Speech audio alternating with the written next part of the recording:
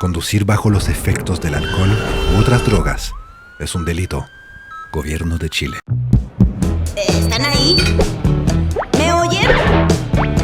Los derechos de todos son importantes. Un corazón tiene derecho a volver a emocionarse. Los pulmones tienen derecho a seguir gritando por su equipo. Las córneas a observar nuevos paisajes.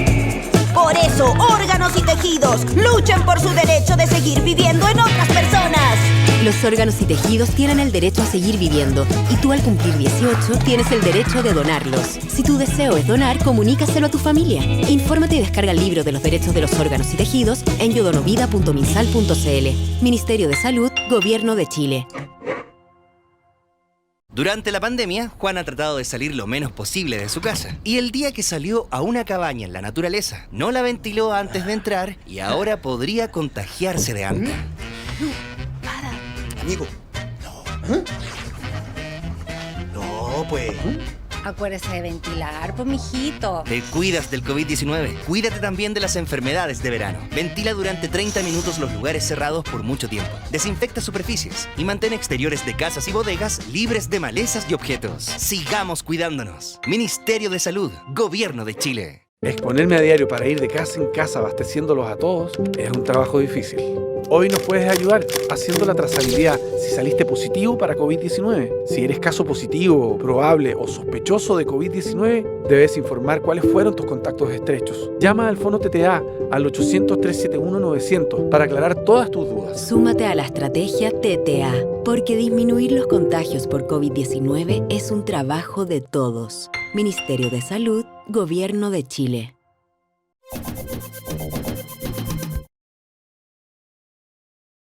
Cada año mueren en el mundo 7,5 millones de personas a causa de ataques cardíacos. El infarto ocurre cuando muere una parte del tejido cardíaco, generalmente por la obstrucción de una o varias arterias coronarias, impidiendo que la sangre irrigue y oxigene el corazón.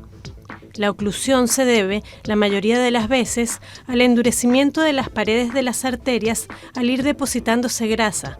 El infarto también puede estar vinculado a problemas del ritmo en un corazón en mal estado. Además, ciertas sustancias tóxicas o medicamentos pueden favorecer un ataque cardíaco. Se manifiesta generalmente con un dolor torácico que puede irradiarse hacia la mandíbula, los brazos, el hombro izquierdo, los codos o la espalda. A menudo viene acompañado de malestar, dificultades para respirar, sudoración, náuseas o vómitos. Las alternativas terapéuticas son una angioplastia para destapar la arteria obstruida, una angioplastia con implantación de un stent para redilatarla y evitar que disminuya su diámetro original, un bypass, un tratamiento con medicamentos como la aspirina.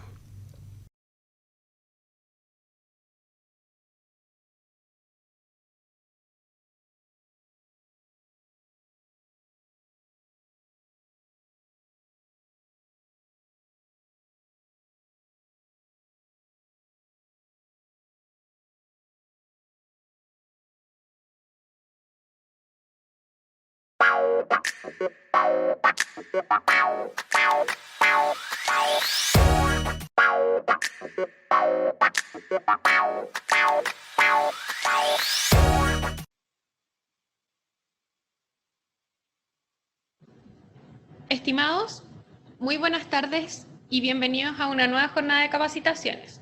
Queremos agradecerles por su conexión día tras día y darles una bienvenida a esta nueva semana de capacitaciones. El día de hoy contamos con la presencia en forma remota desde Viña del Mar del doctor Mario Santamarina, quien es médico especialista en imagenología formado en la Universidad de Buenos Aires, Argentina. Además, es miembro de la Sociedad Chilena de Radiología y Sociedades de Radiología a nivel internacional. Es colaborador también docente de algunas universidades como la Universidad de Valparaíso y la Andrés Bello de Viña del Mar. Autor y coautor en múltiples trabajos presentados en congresos y publicaciones nacionales e internacionales. Tiene además numerosos trabajos distinguidos a nivel internacional y el día de hoy tenemos el honor de contar con su presencia hablándonos sobre el enfoque imagenológico del COVID-19.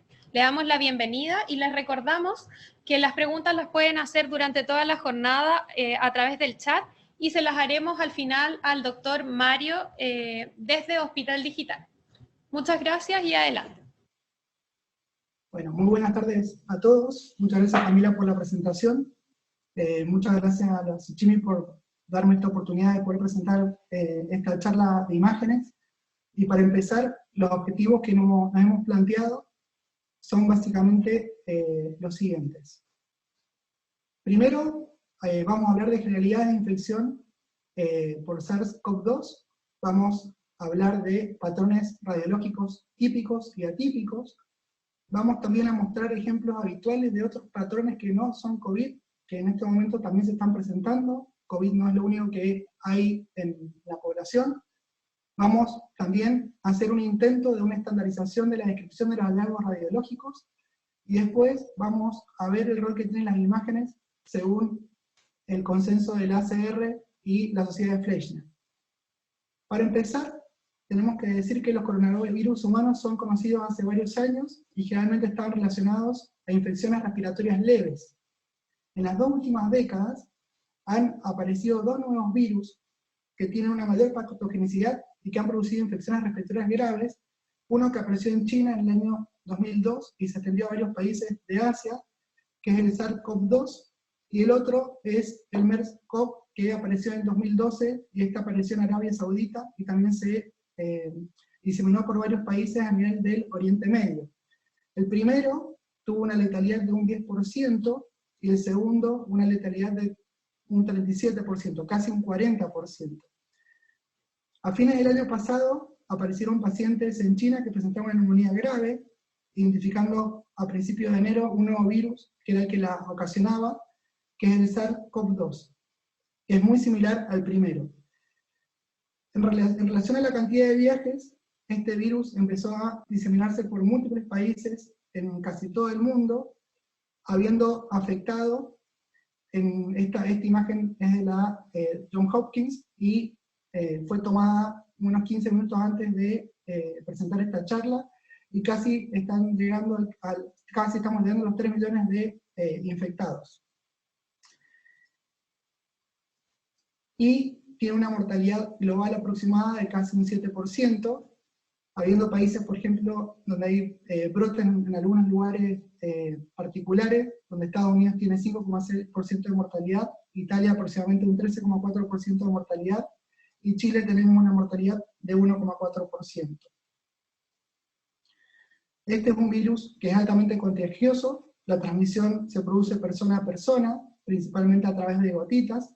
También estas gotitas pueden caer sobre superficies, y esas superficies, que son distintos materiales, por ejemplo el celular, puede también contagiarnos. Existe la problemática que hay portadores asintomáticos que son los que contagian, y no sabemos que están infectados, y eso es un problema epidemiológico, y después hay pacientes que sufrieron la enfermedad, tienen mejoría clínica y se siguen contagiando. El periodo de incubación de esta enfermedad es hasta 14 días, 4 o 5 días la mayoría, aunque hay reportes de casos donde llegan hasta los 21 días.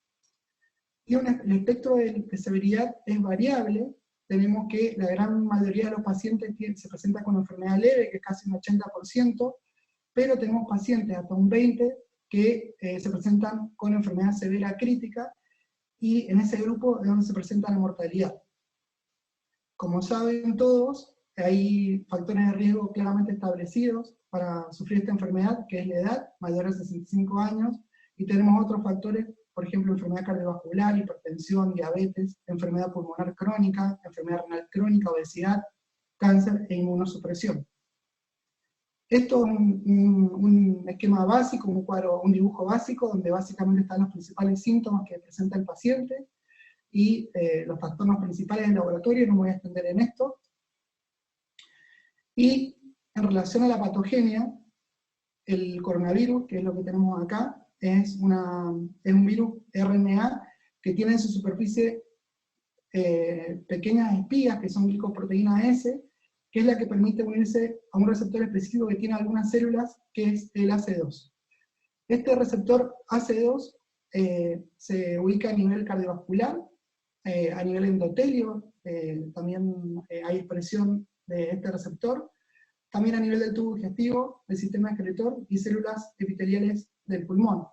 Este receptor AC2 actúa sobre la angiotensina 2 a la cual hidroliza y produce péptidos que tienen un rol protector cardiovascular.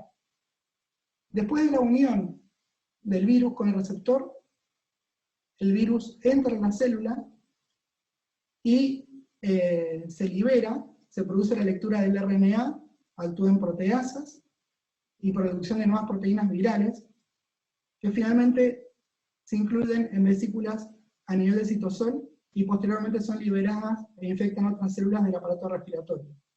Se cree que en una partícula viral pueden originarse más de 100.000 partículas hijas. Posteriormente, la célula infectada sufre el fenómeno de apoptosis y muere, y estas nuevas células están listas para infectar una nueva célula. Estos nuevos virus están listos para infectar una nueva célula. ¿Qué pasa en cuanto a la diseminación? Estos virus se diseminan a través de pequeñas gotitas hasta 2 metros y también en superficies. La transmisión fecal-oral también es posible, está descrita también, y una vez que el virus entra a la mucosa, a nivel de la mucosa respiratoria, empieza a replicarse. Este es generalmente un periodo presintomático, los pacientes no tienen tantos síntomas en este nivel, y acá, en esta zona, en la mucosa, no existe una respuesta inmune tan potente como la que existe a nivel del pulmón.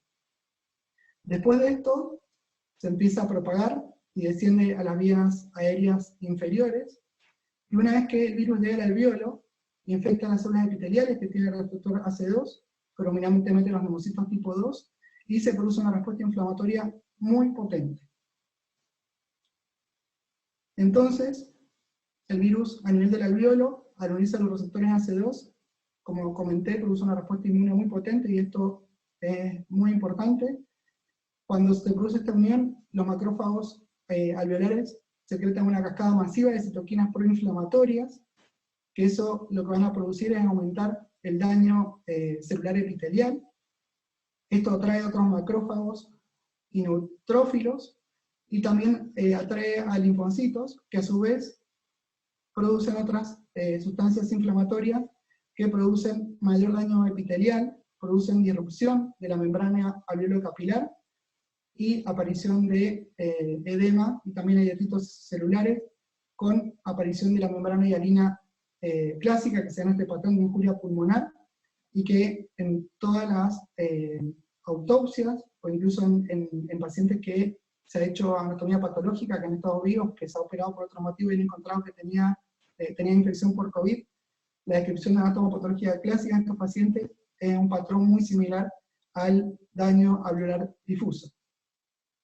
Además, la inhibición de los receptores AC2 produce daño endotelial y edema al estar bloqueado por el virus estos receptores, y esto obviamente produce mayor daño, y también se ha detectado, han habido publicaciones en la última semana, donde en pacientes que se les ha efectuado autopsias, incluso autopsias guiadas por ecografía, o sea, microautopsias, se han detectado presencia de múltiples microtrombos en la pequeña circulación pulmonar. Entonces, por un lado, lo que genera este virus es una gran respuesta inflamatoria, y aparte de eso produce trastornos en la coagulación, que eso es lo que muy probablemente origina las imágenes que estamos viendo. Esto salió la semana pasada, y básicamente es un cuadro que quería mostrar, donde esto es un cuadro que describe lo que pasó en una población de Wuhan, donde correlacionó en clínica Dímero-D, y se describe básicamente en los pacientes que sobrevivieron una primera fase, que es el desarrollo de la tromboinflamación, y después una segunda fase, que es la resolución de la trombosis venosa sistémica y la organización y la mejoría.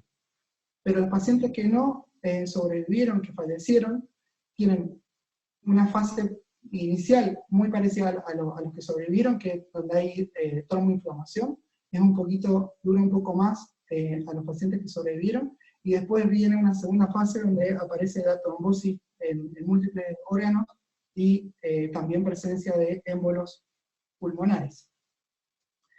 Este gráfico básicamente sirve para poder mostrar los hallazgos patológicos y radiológicos en el tiempo en la evolución habitual de la enfermedad, es decir, aquel paciente que no se complica y no requiere hospitalización, y que la enfermedad dura un poco más de 2 semanas. Va a existir menor o mayor compromiso pulmonar según la magnitud de la respuesta inflamatoria. Entonces, los fenómenos patológicos que se producen son inicialmente daño oral difuso, como vimos recién, después se empieza a recuperar el parénquima pulmonar dañado y empieza a aparecer neumonía de la organización, y después viene el momento de la fibrosis y la reparación. ¿Y qué vamos a encontrar en las imágenes?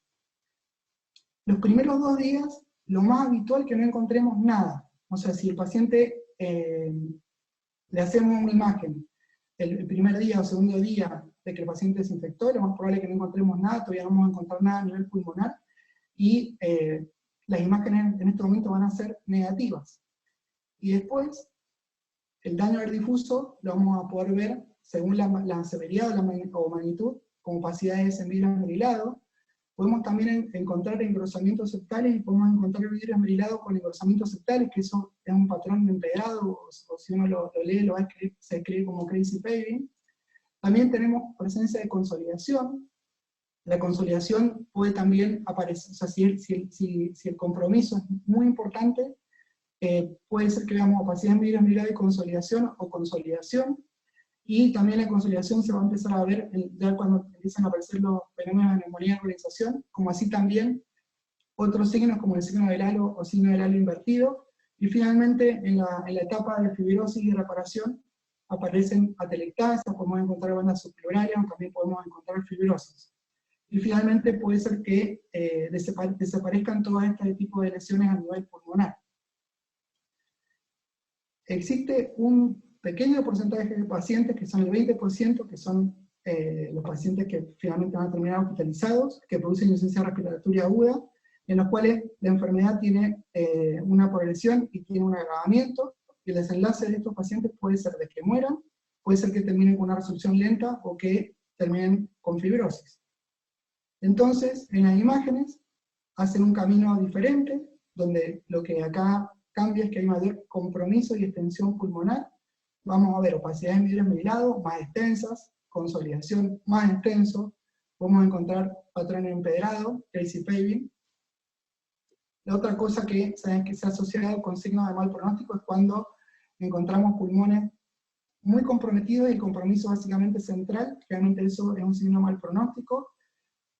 Es muy raro en los reportes de encontrar derrame, pero el hecho de encontrar derrame en estos pacientes también es un signo que probablemente el paciente va a andar mal, o va a ser complicado el manejo, y también pueden hacer TEP. Y los que sobreviven finalmente terminan una recuperación parecida, o cambios parecidos en imágenes a los normales, pero probablemente más dilatados en cuanto al tiempo. Para hablar de un poco de las imágenes, y para que nos entendamos todos y hablar como glosario de términos, cuando uno habla de opacidades en vidrio esmerilado, uno habla, o eso significa que hay una ocupación parcial del espacio aéreo por líquidos, sangre, pus o células. En realidad, el vidrio esmerilado, vidrio despulido, es como, si vemos este lente que está acá, tenemos que la parte donde no está el cristal se ve borroso. Eso es lo que uno ve.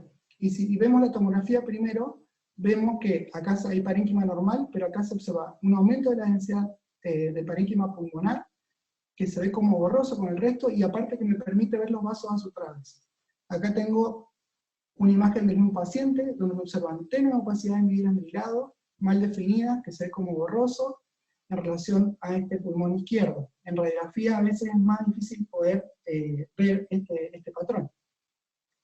Después, cuando hablamos de consolidación, también acá hay ocupación del espacio aéreo, pero a diferencia del vidrio esmerilado, la ocupación del espacio aéreo es mucho más marcada, más importante. Lo mismo por líquido, sangre, pus y células, y acá el parénquima se vuelve sólido y no me deja ver los vasos a su través. Acá tengo la tomografía computada de una consolidación, donde acá vemos algo de broncograma aéreo, esto es vía aérea, pero no vemos ninguna estructura vascular, y en la radiografía vemos zonas algunas de vidrio esmerilado y zonas de consolidación, donde no me deja ver las estructuras vasculares. Cuando hablamos de fenómenos que ya empieza como a organizarse el parénquima, se produce, yo mencioné previamente el signo del halo. El signo del halo se presenta de esta forma, tiene consolidación por fuera, por dentro, que es más denso, y por fuera observamos vidrio esmerilado. Consolidación por dentro, vidrio esmerilado por fuera.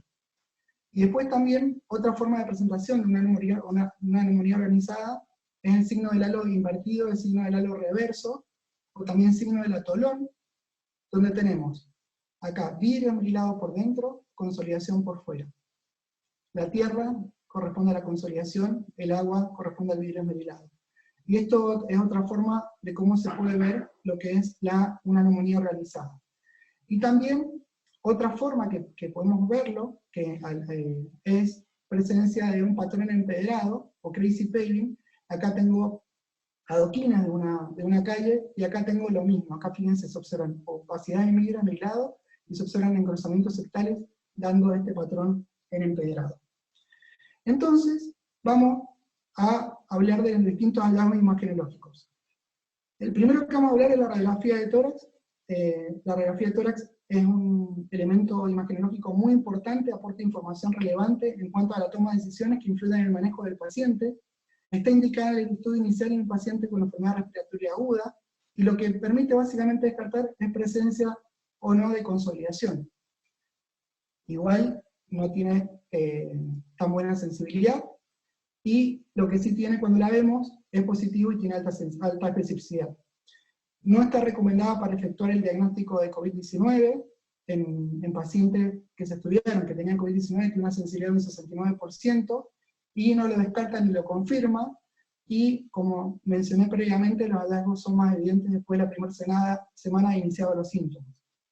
¿Y qué vamos a encontrar en la radiografía? Esto. Podemos encontrar opacidad en vidrio esmerilado y consolidación, y la distribución es muy importante, distribución predominantemente periférica, bivasal, y afecta a ambos pulmones. Eso es lo clásico que vamos a encontrar en una radiografía, y cuando veamos eso, muy probablemente esto es un patrón típico de esta enfermedad.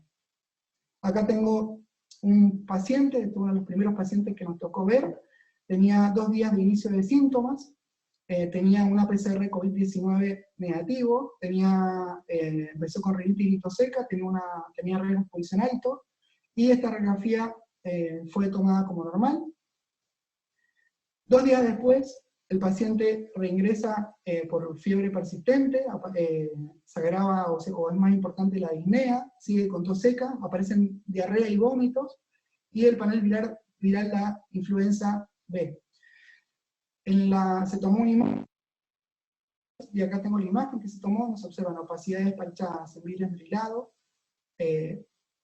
múltiples, bilaterales, subpleurales, aperodominio bivasal, y esta era una imagen que era bastante sugestiva, y una imagen bien sospechosa de COVID. Comparando con la radiografía anterior, era muy sutil, pero acá se ven sutiles cambios en vidrio esmerilado bilaterales, aperodominio izquierdo, que obviamente no fueron vistos en la radiografía inicial. Después la evolución del paciente se fue agravando, empiezan a aparecer focos de consolidación y también fenómenos atelectásicos, también son como subpleural y aperodominio bivasal. El paciente fue empeorando, y después este paciente empezó a mejorar la función respiratoria, empezó a mejorar las imágenes, se le sacó el tubo endotraqueal y el paciente fue dado de alta. Esto es uno de los primeros casos que nos tocó ver. Acá tengo otro caso de otro paciente, una radiografía de tórax, donde se ven plenos focos de consolidación de localización subpleural en campos pulmonares medios e inferiores, y básicamente el mayor compromiso es a la izquierda, y acá tengo la tomografía del paciente, donde en este plano, donde muestra algunos de los hallazgos que se ven en la radiografía. Acá tengo otro caso, pero ya tiene mayor compromiso, donde tiene extensa opacidad en vidrio esmerilado, aperodominio periférico. Esto es mucho más evidente en campos medios e inferiores. Y acá tengo la tomografía del paciente, donde la reconstrucción coronal, donde se observa los distintos focos que mencioné previamente. Y acá tengo otro paciente que tiene mucho mayor compromiso. Este paciente es de Ecuador. El doctor Baque me ha facilitado un montón de imágenes para poder hacer esta charla. y acá tengo la tomografía de este paciente donde se observan extensas opacidades en vidrio esmerilado que comprometen prácticamente ambos pulmones. ¿Qué pasa con la tomografía de tórax? La tomografía de tórax aporta información relevante en cuanto a la toma de decisiones que influyen en el manejo del paciente, no recomendada para hacer diagnóstico de COVID, no debe utilizarse como screening. Un reciente metaanálisis de un poco más de 4.100 pacientes reportó que tenía alta sensibilidad, baja especificidad, un valor predictivo positivo no tan bueno y un alto valor predictivo negativo. Tiene baja sensibilidad en pacientes asintomáticos, por eso no está recomendada hacer tomografía en pacientes asintomáticos como screening. Acuérdense que en pacientes asintomáticos, cuando está empezando la enfermedad, muchas veces las tomografías van a ser negativas. No obstante, en lugares con riesgo de exposición elevado, y si se adquiere 48 horas después de iniciar los síntomas, tiene muy alta sensibilidad, muy alta especificidad, muy alto valor predictivo positivo y muy alto valor predictivo negativo. ¿Cuáles son los hallazgos que vamos a encontrar? Vamos a encontrar, igual que la radiografía, opacidad en vidrio esmerilado, consolidación y opacidad en vidrio esmerilado en forma mixta. En cuanto a la distribución, lo mismo, vamos a distribución predominantemente basal y posterior, periférica, o sea subpleural, y obviamente ambos pulmones. La forma de las opacidades, cuando se presentan, tiene un aspecto como redondeado, eso es muy importante, realmente redondeado, eso le da como más importancia a la imagen y que puede ser más objetivo este patrón de COVID, o también aspecto parchado. Y también se pueden observar otros signos, por ejemplo, dilatación vascular, signo del halo o halo invertido, que eso lo podemos ver cuando hay neumonía en la organización, puede haber un patrón reticular, un patrón empedrado, o también podemos encontrar el engrosamiento pleural, bandas subpleurales. Y acá tengo un paciente que es uno de los que vimos inicialmente, nos observan opacidades parchadas en vidrio esmerilado, básicamente de ubicación subpleural, ambos pulmones, a predominio bivasal. Esto es una imagen que es muy sugestiva y típica de COVID. Acá tengo otro paciente donde tengo extensos focos de consolidación, básicamente localización subpleural, a predominio en ambas bases. Acá tengo el plano coronal, también una imagen típica de COVID. Y también podemos tener opacidad en vidrio esmerilado y consolidación y opacidades en vidrio esmerilado, también ubicación subpleural básicamente, y basal, periférica y ambos pulmones, y esto es una imagen que es muy característica de pacientes con COVID. En cuanto a la forma, yo les dije que el aspecto redondeado es muy importante, y esto es muy característico de COVID. Acá tengo un ejemplo, un paciente que tenía 5 días de inicio de síntomas, un paciente no con tantos síntomas, estos que antes se ven en cuadros más bien leves, y acá se observa una opacidad parchada, redondeada, en vidrio esmerilado de un paciente con COVID. Acá tengo otro paciente, donde hay focos de vidrio esmerilado y algunos focos de consolidación, también redondeados, subpleurales, en este paciente que también tenía COVID.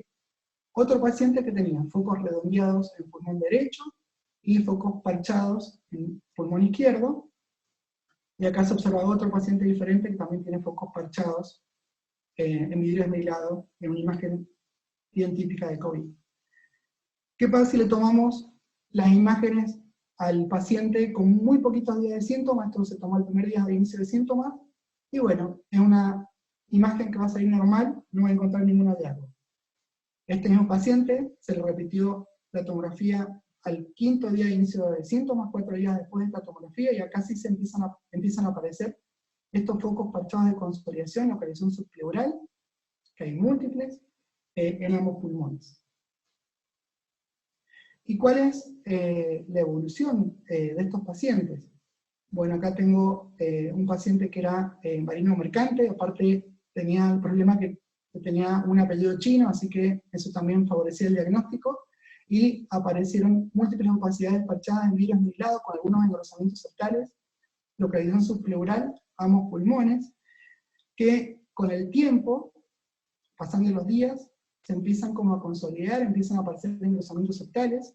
El vidrio esmerilado corresponde a ocupación del espacio aéreo por edema, y también muy probablemente cambios inflamatorios de edema a nivel de los septos intralobulares, y los septos interlobulares que se manifiestan en el patrón en empedrado, también corresponden a muy probablemente un filtrado inflamatorio intersticial. Acá se termina consolidando y después finalmente paciente con mejoría, empiezan como a derretirse, estos focos de consolidación se derriten como si fuera una especie como de hielo, donde empieza a aparecer lo que es neumonía de colonización, y también aparecen estas pequeñas imágenes aéreas en el seno de esta consolidación, que también se ha denominado como síndrome de la burbuja de aire, que básicamente puede ser que reflejen una dilatación patológica del espacio aéreo, bronquiolectasias o un proceso asociado a la resolución de la consolidación. Y acá tengo otros ejemplos también de neumonía organizada, donde vemos consolidación por dentro, vidrio esmerilado por fuera, signo del halo, consolidación por dentro, vidrio esmerilado por fuera, signo del halo. Eso probablemente habla que el paciente está empezando y va a mejorar, y está empezando a resolver la injuria que tuvo a nivel pulmonar, o el signo del halo invertido, donde se observa vidrio esmerilado por dentro, consolidación por fuera, y otro paciente vidrio esmerilado por dentro, consolidación por fuera, en el clásico signo del halo invertido, o halo reverso, o atorón. Otro signo que se describe con bastante frecuencia, y es muy interesante, es la presencia de dilatación vascular. Y la dilatación vascular se da básicamente en la periferia del vidrio esmerilado, o en el seno de este vidrio esmerilado. Y acá tengo un ejemplo, fíjense cómo esta arteria pulmonar, como que lo normal es que de central a periférico haya una disminución de diámetro en forma gradual, y acá como que el vaso como que le cuesta afinarse, no se afina, está dilatado. Acá tengo otro vaso más, tengo un paciente lo mismo, con vasos dilatados. Esta dilatación vascular está muy asociado a la injuria que se produce a nivel del endotelio. Se produce dilatación vascular, es porque se produce una respuesta inflamatoria muy importante a nivel local, y también hay reportes que esto lo han asociado con microtrombos, y la verdad que todavía no hay imágenes que demuestren esto, pero probablemente esto se produzca por una gran injuria a nivel vascular, y por eso esa gran dilatación. Y después vienen los fenómenos de fibrosis y reparación. Acá tengo esta imagen inicial, paciente como el día 9 o 10 de síntomas, focos extensos de consolidación subpleurales, imagen clásica, y ustedes ven cómo a medida que pasan los días y va desapareciendo la consolidación, van quedando los eventos septales, empiezan a aparecer algunas dilataciones bronquiales por fibrosis secundaria, y también empiezan a aparecer estas bandas lineales que son paralelas a la superficie pleural, que están reflejando atelectasia y también presencia de fibrosis. Ahora, lo ideal es no encontrarnos con este tipo de pacientes como el que estamos viendo acá. Esto es un paciente que una imagen me compartieron de Ecuador, y acá tengo un ejemplo donde se observa un extenso compromiso del parénquima pulmonar. Esto obviamente es un signo de mal pronóstico. Existen extensas opacidades en vidrios esmerilados, hay patrón empedrado, y la otra cosa, fíjense acá, existe mayor compromiso central que periférico. Cuando veamos esto, probablemente el paciente tiene alta chance de andar mal. Este paciente que les mostré previamente falleció. Este es otro paciente también de Ecuador que también falleció. También se observan extensas opacidades en vidrio esmerilado. Quedan algunas zonas del pulmón que no están afectadas. Y la otra cosa que también apareció, derrame pleural. No es habitual encontrarlo, pero cuando aparece, generalmente esto es un signo de mal pronóstico. Y va quedando menos. Acá tengo un paciente que tenía falla respiratoria aguda, tenía inicio de los síntomas 8 días, observan presencia de focos de consolidación subpleural y basal. Y este paciente mejoró la función respiratoria, pero quedó pegado con la fiebre, había presencia de fiebre elevada, y en la radiografía apareció un foco de consolidación. Al paciente se lo cultivó y dio positiva para Klebsiella. Acá tengo la imagen. Esta tomografía es con contraste. Esta es la mediastina, esta es la ventana de parénquima. Y fíjense que en esta zona, en el seno de la consolidación, aparece como una zona como circular, que está rodeada por un pequeño halo hiperémico. Ahí está marcado con algunas imágenes aéreas en su interior, que eso es como un foco de probablemente neumonía necrotizante. Eso no se produce en COVID. Cuando veamos esto, pensemos en otra cosa. Acá se sobrevivió otra infección, como este caso que era Klebsiella, y la evolución de este paciente, esto evolucionó en una cavidad con paredes engrosadas y algo de nivel, y después, en el tiempo, Después en el tiempo quedó un neumatocele, y fíjense cómo quedan zonas como de fibrosis, las bandas lineales o plurales que yo les estuve mencionando, y cómo fue evolucionando a la mejoría el resto del parénquima comprometido por COVID. Este es otro caso que vi creo que ayer, donde este paciente inició con extensa opacidad en vidrio amilado con foco de consolidación, ambos pulmones, localización subpleural para predominio de ambas bases. A los 8 días tuvo un quiebre de evolución, ahí el cultivo dio positivo para Klebsiella y Staphylo, y no obstante después, a las 48 horas, se trató con antibióticos, y a las 48 horas tuvo un alza de parámetros inflamatorios, tuvo un aumento importante del dímero D, tenía mal intercambio gaseoso. Acá tengo imagen que se tomó el día de ayer, el 26 de abril, donde ustedes se fijan, comparando con la parte inicial, existe mejoría de estas imágenes pulmonares, aparece derrame pleural, pero en las imágenes del lóbulo inferior derecho se observa la presencia de una consolidación que no estaba antes, es mayor.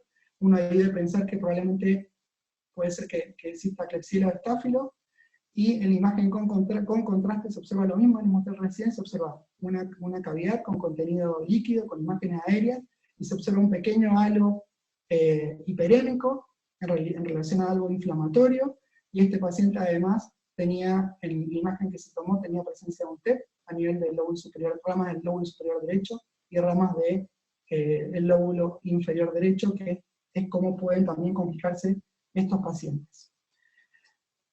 Bueno, pasando a cómo poder informar los estudios en imágenes, básicamente en TC, la Sociedad de Radiología Torácica, el Colegio Americano de Radiología y la Sociedad de Radiología de Norteamérica hicieron un consenso donde proponen 4 categorías para poder informar estos estudios. Obviamente que esto muy probablemente se va modificando a medida que exista más experiencia en la literatura, y tenemos una de las categorías que es aquella que es la apariencia típica, y la apariencia típica son todos los signos que están publicados y que tienen gran especificidad de neumonía por COVID-19, y cuáles son: opacidad en vidrio amilado, periféricas, bilaterales, con o sin consolidación, o presencia de septos intralobulares visibles, dando un patrón empedrado, o puede también ser opacidades en vidrio amilado multifocales de morfología redondeada, que son importantes, con o sin consolidación,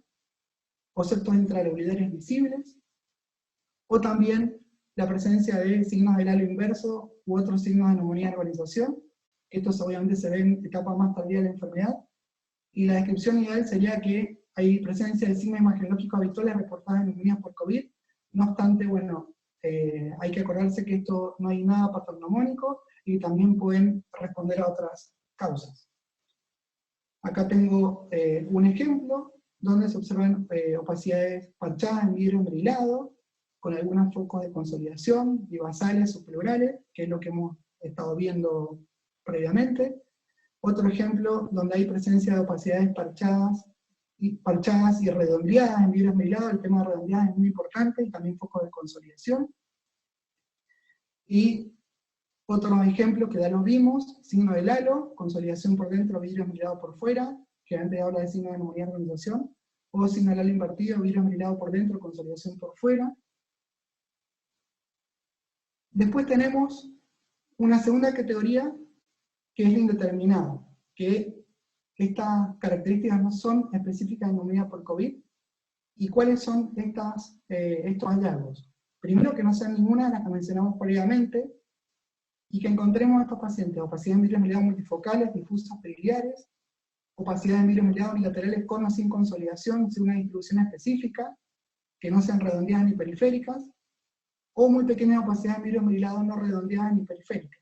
Y acá el informe idealmente debería decir presencia de signos imagenológicos que pueden observarse en neumonía por COVID, aunque no son específicos y pueden observarse en diferentes procesos infecciosos y no infecciosos. Acá tengo un ejemplo donde se observan extensas opacidades algodonosas en ambos pulmones, de localización predominantemente iliar y periliar, como si fuera la de una mariposa.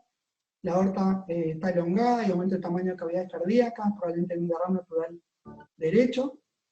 Y acá tengo la tomografía de este paciente, nos observan extensas opacidades en vidrio embriagado, tendencia a la consolidación de localización más bien central, periférica, derrame.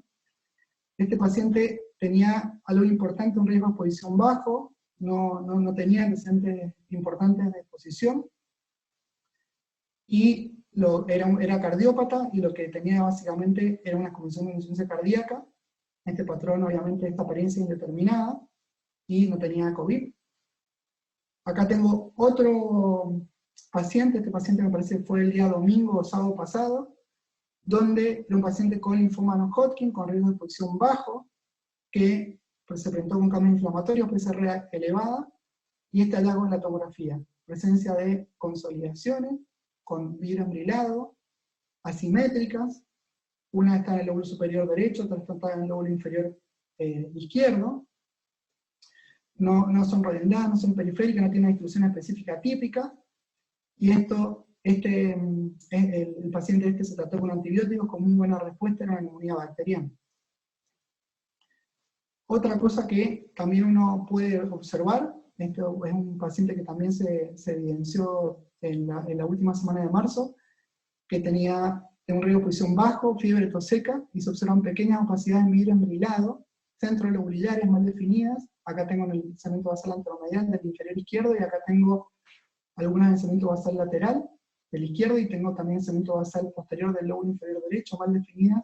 Realmente cuando veamos esto, es una apariencia indeterminada. Esto no era COVID, esto era un micoplasma, lo que dio estas alteraciones imagenológicas. El tercer patrón es cuando es una apariencia típica, y esos son hallazgos que son poco comunes o no son reportados en neumonía por COVID, donde podemos encontrar presencia de una consolidación lobar o segmentaria sin opacidad en vidrio embrillado, por ejemplo, la neumonía bacteriana, pequeños nódulos, encontrar, por ejemplo, árbol en brote, nódulos bien definidos, eso generalmente cuando lo vemos es muy poco probable, y esto es una apariencia típica para COVID, presencia de una cavitación pulmonar, como por ejemplo vimos en esos pacientes que tuvieron coinfección con Klebsiella y con estáfilo, o presencia de septos interlobulares lisos y presencia de renal plural. Y acá el informe debería de ser presencia de signos imagenológicos atípicos, o muy raramente descritos en neumonía por COVID-19, y obviamente deben considerarse otros diagnósticos. Acá tengo un ejemplo de un paciente que está en un ambiente con riesgo de exposición alto, tenía sospecha de COVID, tenía fiebre, malestar general, tos con expectoración, y acá se observa una extensa consolidación con broncograma aéreo, y aparte fíjense cómo se observa este bronquio, que tiene paredes marcadamente engrosadas. Esto no era COVID, era una neumonía bacteriana. Otro ejemplo interesante, este es una paciente femenina que tenía 17 años, con riesgo de exposición medio, tenía fiebre, malestar general, y se observan sutiles opacidades con tendencia a confluencia básicamente en base izquierda. Existe también una mala definición de la sombra biliar derecha, eso llama la atención.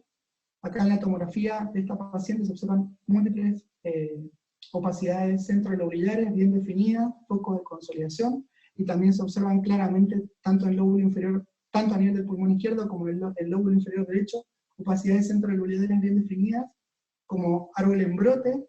Esto era poco probable que fuera COVID, y salió positivo para virus sincicial. Y este es otro caso que se vio la primera semana de abril, en un paciente medianamente joven, con riesgo de exposición medio, tenía una línea severa, aparición súbita, tos seca, y se observan múltiples opacidades mal definidas, confluentes, campos pulmonares medios e inferiores. Aparte, si uno se fija, hay un patrón lineal, tanto en región de campos pulmonares superiores como en campos pulmonares inferiores. Fíjense acá este patrón lineal, acá tengo una línea, otra línea, y estas son otras líneas, y probablemente están las líneas B de Kerley, línea A de Kerley. Acá tengo la tomografía computada de este paciente, un paciente que también era fumador. Se observan opacidades en vidrio embriagado, y acá se observan los engrosamientos septales, que muy probablemente son los que tenían producción de radiografía de la línea de Kerley, más de renal plural bilateral. Este paciente tenía una apariencia típica para COVID, se hizo un electrocardiograma que dio positivo, y lo que hizo el paciente una importante insuficiencia cardíaca aguda, secundaria a un gran infarto agudo de miocardio, y el paciente falleció a las pocas horas, y esto obviamente no era una neumonía por COVID.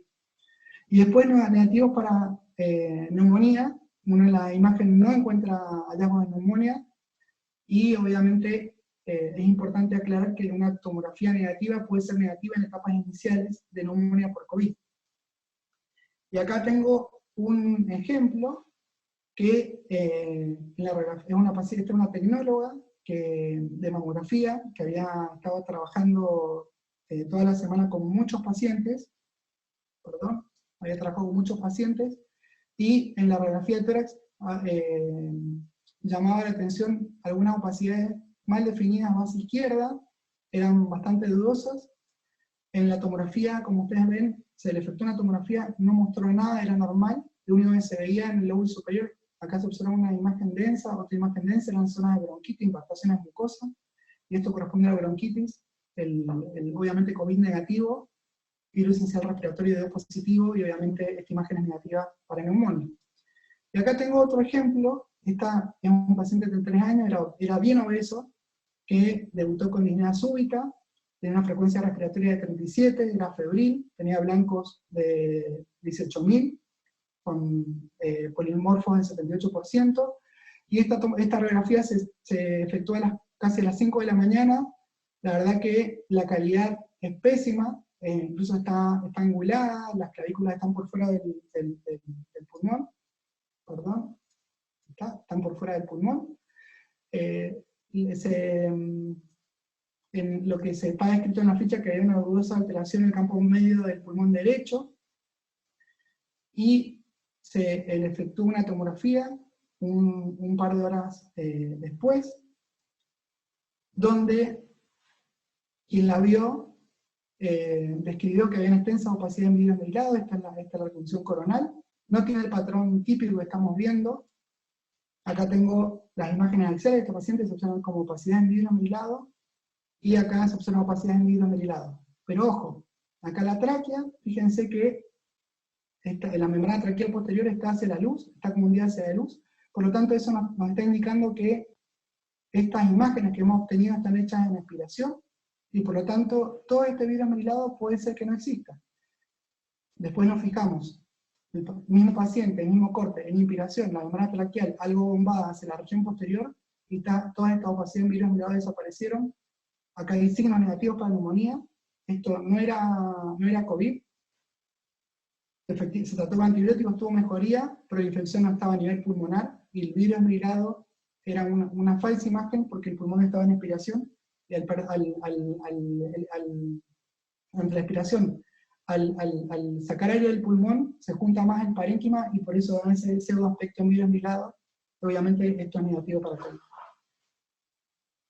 Y pasando ya a las recomendaciones y el rol de las imágenes, hay una primera recomendación que efectuó el Colegio Americano de Radiología, donde habla de la utilización de radiografía de tórax y tomografía en pacientes con sospecha COVID, y como recomendación hablan, como hemos estado viendo, la tomografía no debería ser utilizada como método de screening o como método de primera línea para diagnosticar COVID, eso es lo ideal. La tomografía debería ser utilizada en forma acotada y reservada para pacientes hospitalizados que sean sintomáticos y tengan indicaciones clínicas específicas. La otra cosa importante a plantear es que las instalaciones de salud deben considerar establecer unidades de radiología portátil e instalaciones ambulatorias para efectuar radiografía de tórax cuando tengan indicación clínica. La superficie de estos equipamientos deben ser de fácil limpieza para evitar tener que llevar a estos pacientes al servicio de radiología y que contaminen y contagien al personal de salud y a otros pacientes. Es muy importante que el radiólogo del equipo de trabajo esté familiarizado con los signos habituales en tomografía de infección por COVID. Y esta indicación la pusieron como medida interina, esto fue el 22 de marzo, donde plantean que algunos como medida interina, debido a la escasez de test para COVID-19 que existe en algunos lugares, y hasta que haya una mayor disponibilidad, algunos centros médicos están solicitando test de tórax como herramienta de toma de decisión para hacer o no el test de COVID-19, hospitalizar o indicar cierto tratamiento a un paciente. el Colegio Americano de Radiología recomienda encarecidamente tomar precauciones con esta medida. Un TC de tórax normal no significa que una persona no tenga una infección por COVID-19. Un TC normal no es muy específico de diagnóstico de COVID. Un TC normal no debería evitar indicar una cuarentena o aportar otro diagnóstico o tratamiento clínico que no sea apropiado. Obviamente que también considera que, como es obvio, la escasez local de recursos puede ser un factor a tener en cuenta en la toma de decisiones. Y la otra recomendación que ha salido últimamente, fue a principios de abril, fue la Sociedad Fleischner.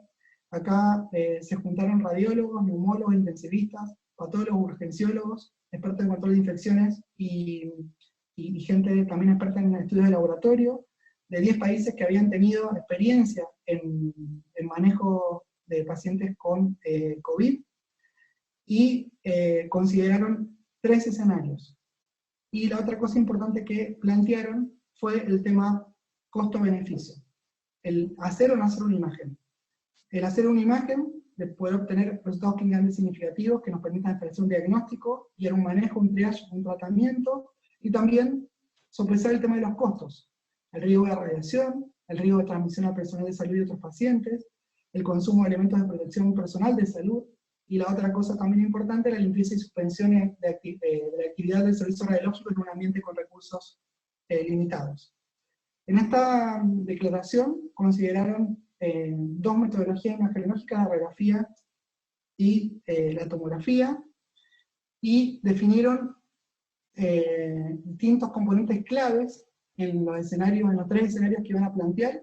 Primero, la severidad de la enfermedad respiratoria, probabilidad pretest, bajo, medio, alto, factores de riesgo de progresión de la enfermedad, si que hubiera o no progresión de la enfermedad, y presencia de recursos limitados. En base a todas estas variables, propusieron los 3 escenarios.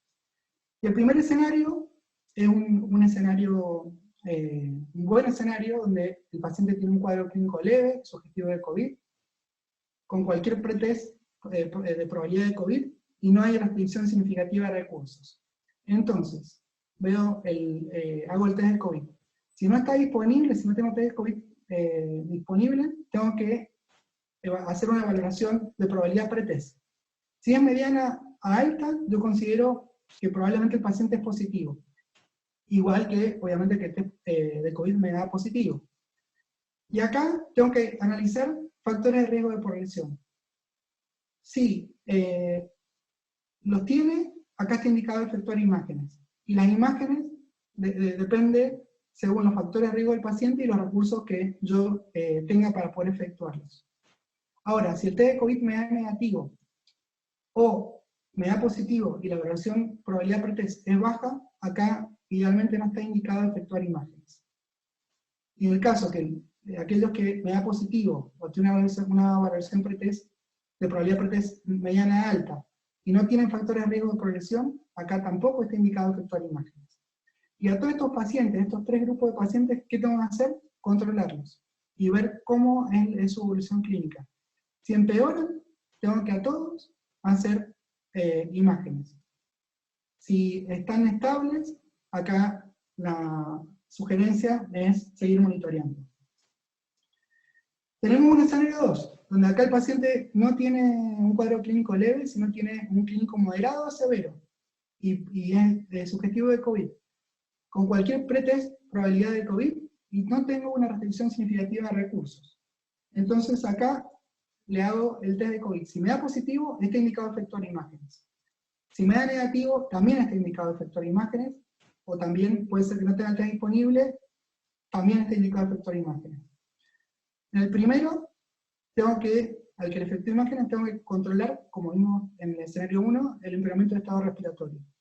Si empeora, obviamente efectuar una nueva imagen, y si se mantiene estable, continuar monitoreando. En el segundo grupo, donde no tengo test disponible, o el test de COVID me da negativo, está indicado efectuar imágenes. Si yo tengo alguna alteración diferente a COVID, obviamente tengo que hacer el manejo estándar según guías clínicas, y si me da un patrón muy característico típico de COVID, acá lo que tengo que hacer es efectuar de nuevo el test de COVID, y acá obviamente la edición depende de la probabilidad del test y la disponibilidad que tenga o no el test.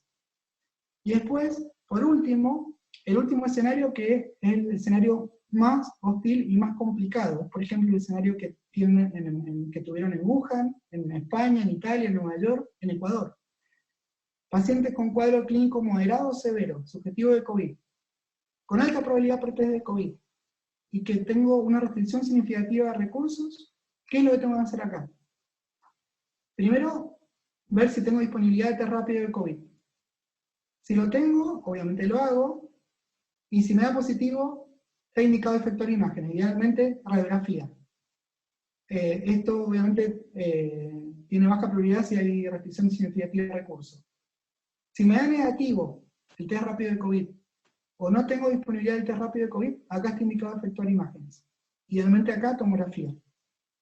En caso que me da positivo, le hago una radiografía y el paciente, y acá lo estoy controlando, y el paciente empeora, acá tengo que efectuar una nueva imagen y idealmente una tomografía. Si no, continúo monitoreando. Y en el grupo de los pacientes que me da negativo, y que me da negativo el test rápido, no tengo test, y no tengo test, acá hago imagen y idealmente tomografía, y si hay un diagnóstico alternativo, bueno, manejo según guías clínicas, y si las imágenes me dan un patrón muy similar al que produce el COVID, acá, bueno, hay que hacer un test médico, la edición está en relación a recursos, control de infección, y manejo indicados por nación y ventilación. En resumen, las recomendaciones de la Sociedad Framework, hay unas recomendaciones principales, donde indican que los métodos de imágenes no deberían estar indicados en forma rutinaria como test de screening para COVID en pacientes asintomáticos. Los métodos de imágenes no están indicados en pacientes con enfermedad por COVID-19 leve, a menos que tengan riesgo de progresión de la enfermedad, escenario 1. Los métodos de imágenes están indicados en pacientes con enfermedad por COVID, moderada, severa, independiente de los resultados del test de COVID. Los métodos de imágenes están indicados en pacientes con COVID-19 y evidencia de empeoramiento del cuadro respiratorio. En un ámbito con recursos limitados, donde el acceso a la tomografía es limitado, es preferible la utilización de radiografía de tórax para pacientes con COVID, salvo que existe evidencia de deterioro respiratorio, y en este caso debería utilizarse tomografía. Y como recomendaciones adicionales, no están indicadas diariamente la radiografía de tórax en pacientes COVID que estén intubados, que estén estables. La tomografía está indicada en pacientes con COVID que se presenten con deterioro funcional y o hipoxia después de la mejoría clínica. Y el test para COVID-19 está indicado en pacientes que en forma incidental tienen hallazgo en tomografía subjetiva de COVID. Y para finalizar, el COVID-19 es una pandemia altamente contagiosa que produce hasta un 20% de un cuadro respiratorio agudo grave y mortalidad variable. Si bien en escenarios con alta cantidad de infectados, la radiografía y test de tórax tienen muy buena sensibilidad y especificidad, no deberían ser utilizadas como método de screening. Obviamente depende de qué recursos tenemos y cómo podemos estudiar al paciente. Los hallazgos típicos son presencia de opacidad en vidrio embrilado y o consolidación, de localización subpleural, bilateral y basal. Eso es lo típico que uno encuentra en estos pacientes. Hay guías que son de utilidad que nos permiten orientar en el manejo imagenológico en estos pacientes. Y por último, algo que es bien importante, estamos en un aprendizaje de descubrimiento constante en esta enfermedad, donde hay numerosas publicaciones semanales, y esto va obviamente variando en el tiempo. Muchas gracias. Muchas gracias, doctor. Le vamos a hacer algunas preguntas.